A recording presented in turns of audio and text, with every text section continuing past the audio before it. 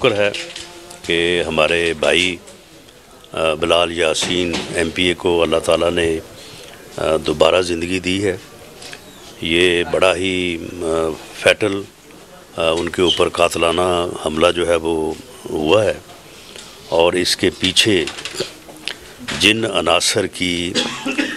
निशानदही हो रही है जिसके मतलब उन्होंने मेरे साथ बात की है, तो हमारा ये पुरज़ोर मुतालबा है कि ऐसे अनासर को जो है उनको कानून की गिरफ्त में लाया जाना चाहिए और उनको करार वाक़ई सज़ा मिलनी चाहिए।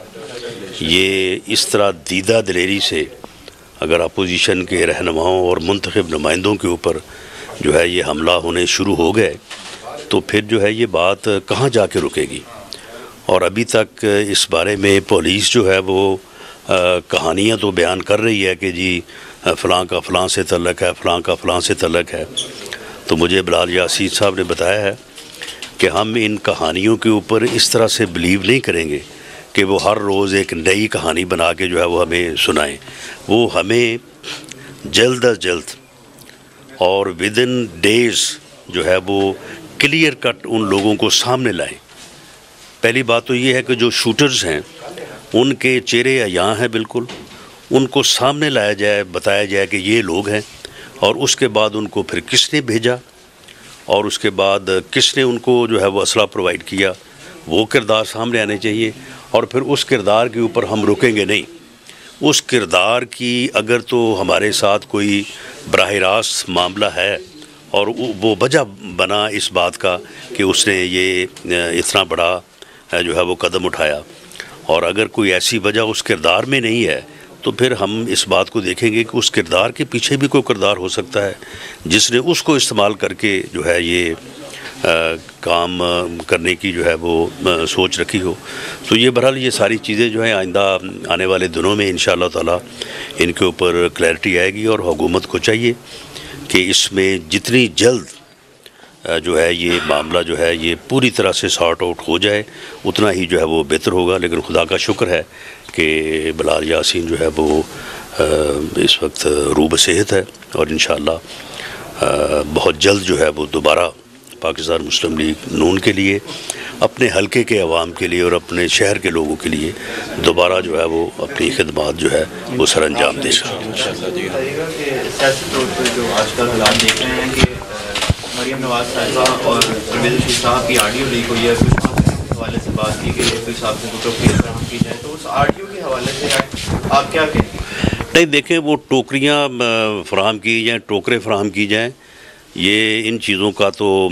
हमें ना कभी एक्सपीरियंस रहा है ना कभी हमने ये काम किया है। लेकिन मामला ये है कि वो गुफ्तगू जो है वो उस वक्त की बताई जा रही है कि जब पाकिस्तान मुस्लिम लीग नून की हुकूमत थी, तो बावजूद इसके कि जिन लोगों से मतलब उन्होंने गुफ्तगू की है कि वो लोग जो तजिया कर रहे हैं, अगर किसी फ़र्द को हमारी सियासत का तजिया पेश करते हुए हमें सख्त चुस्त कहने का भी हक़ है, हमारे मतलब हर किस्म की बात करने का हक़ है, तो फिर हमें भी उसके तजिए को या उसके तजिए के अल्फाज को जो है वो डिस्कस करने का हक़ है। अगर हम उसे पब्लिकली डिस्कस करें तो फिर आप हमसे पूछ सकते हैं, आप हमसे सवाल कर सकते हैं। लेकिन अगर हम प्राइवेटली जो है वो आपस में पार्टी के दो लोग जो है वो डिस्कस करते हैं, तो आप मुझे ये बताएं कि ये फिर किस तरह से इस बात को जायज़ करार दिया जा सकता है कि उसे पब्लिक किया जाए और पब्लिक करके फिर हमारे साथ जो है वो सवाल किया जाए। तो सबसे पहली बात तो ये है कि ये इस किस्म की जो ऑडियो टेप हैं वो करने की जो है वो कैपेसिटी किसके पास है, और ये कल का दिन क्यों चुना गया इस मकसद के लिए कि उसको जो है वो सामने लाया जाए। और हुकूमत जो है ये तो शोर मचा रही थी पिछले 8-10 दिन से, तो कल उनको क्या ज़रूरत पड़ी थी कि वो उन्होंने कल ही इसको जो है वो सामने लाना था। और जहाँ तक इस बात का ताल्लुक है, दूसरी आइडियोज़ देखें, अगर तो दो अफराद कोई आपस में गुफ्तगू कर रहे हों और कोई प्लानिंग कर रहे हों किसी क्राइम की, तो फिर तो चलो उसकी कोई लीकेज का जो है वो जवाज़ बनता है। तो अगर दो लोग जो हैं वो अपनी सियासी सूरत हाल को डिस्कस कर रहे हैं तो वो एक प्राइवेट गुफ्तगू है, और उस गुफ्तगू को इस तरह से जो है वो चैनल्स पे लाना और फिर हुकूमत की तरफ से ज़ोर देना कि जी आज इलेक्शन कमीशन से जो रिपोर्ट निकली है उसको ना डिस्कस करें, इसको डिस्कस करें, ये ज़्यादा अहम चीज़ है। तो ये इस किस्म के हथकंडे जो हैं ये मैं समझता हूँ कि ये कभी भी जो है वो कारगर साबित नहीं हुए। मौजूदा जो वज़ीर आज़म हैं, जो शफाफियत के अलंबरदार बने हुए थे और लोगों को चोर और डाकू के अलावा उनके पास कोई अल्फाज नहीं थे, अब उनकी चोरी भी पकड़ी जा चुकी है, उनकी शफाफियत भी जो है वो एक्सपोज हो चुकी है। और अब हाल ये है कि जो इलेक्शन कमीशन की रिपोर्ट में उनके मतलब सामने आया है, उनकी तो हालत उस तोशा खाने की जो है वो जो तहाइफ हैं, यानी सारी ज़िंदगी ये कंटेनर पे चढ़ के जो है वो लोगों से तलाशी का मुतालबा करता रहे। तो अब आप दें ना तलाशी, अब क्यों नहीं तलाशी दे रहा हो? अब उसे भी जो है वो तलाशी देनी चाहिए और पाकिस्तान के अवाम को जो है वो जवाब देना चाहिए। मतलब टोकरियों में क्या वर्ड यूज़ हुआ, क्या था टोकरियों में? आप तो साबिक वज़ीर कानून जो रहे हैं मुस्लिम लीग नून के,